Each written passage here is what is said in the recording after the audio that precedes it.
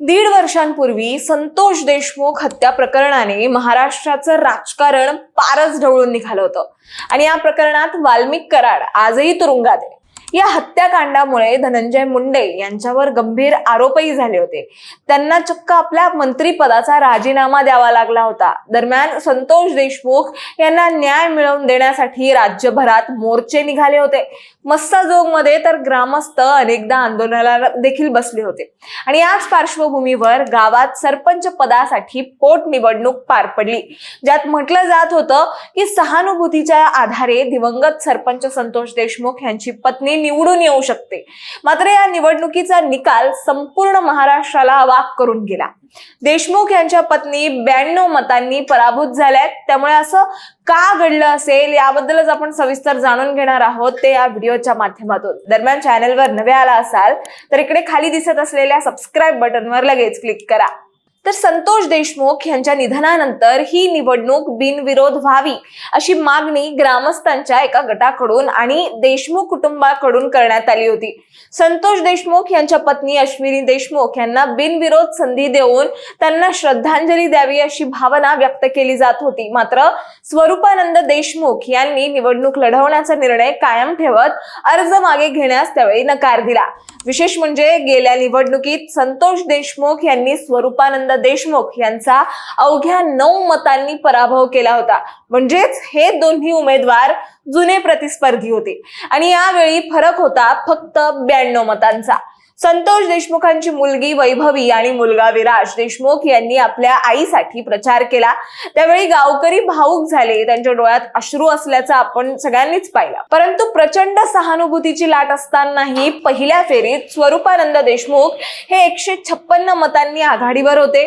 पुढे दुसऱ्या फेरीत ते 20 मतांनी आघाडीवर होते, तर शेवटच्या तिसऱ्या फेरीतही ते 92 मतांनी आघाडी घेत ते विजयी झाले। म्हणजे संपूर्ण मतमोजणीत आघाडी एकट्या स्वरूपानंद देशमुख यांनीच राखली, ते देखील अश्विनी देशमुख यांच्या बाजूने सहानुभूतीची लाट असून सुद्धा। आता हे असं का घडलं तर सांगते। काही राजकीय विश्लेषकांच्या मते मतदारांनी सहानुभूतीच्या लाटेऐवजी विकास किंवा इतर मुद्द्यांना प्राधान्य दिल्याचं चित्र आहे। दरम्यान विजयी स्वरूपानंद देशमुख यांनी असं म्हटलं होतं की संतोष देशमुख यांचं अपूर्ण स्वप्न पूर्ण करणं हीच त्यांना खरी श्रद्धांजली ठरेल। परंतु असं असलं तरी यात आणखीन एक महत्त्वाचा मुद्दा आहे, तो म्हणजे CSR फंडवाद होय।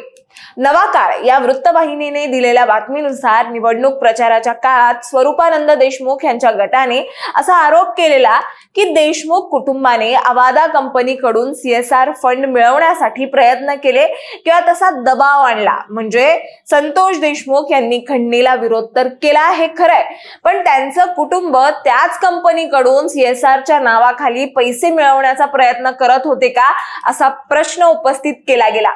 तर स्वरूपानंद देशमुख यांनी अप्रत्यक्षपणे धनंजय देशमुख यांना लक्ष करत म्हटलं की काही लोकांच्या राजकीय महत्वाकांक्षेपोटी आणि मला सरपंच पदापासून रोखण्यासाठी अश्विनी देशमुख यांना उभं करण्यात आलंय।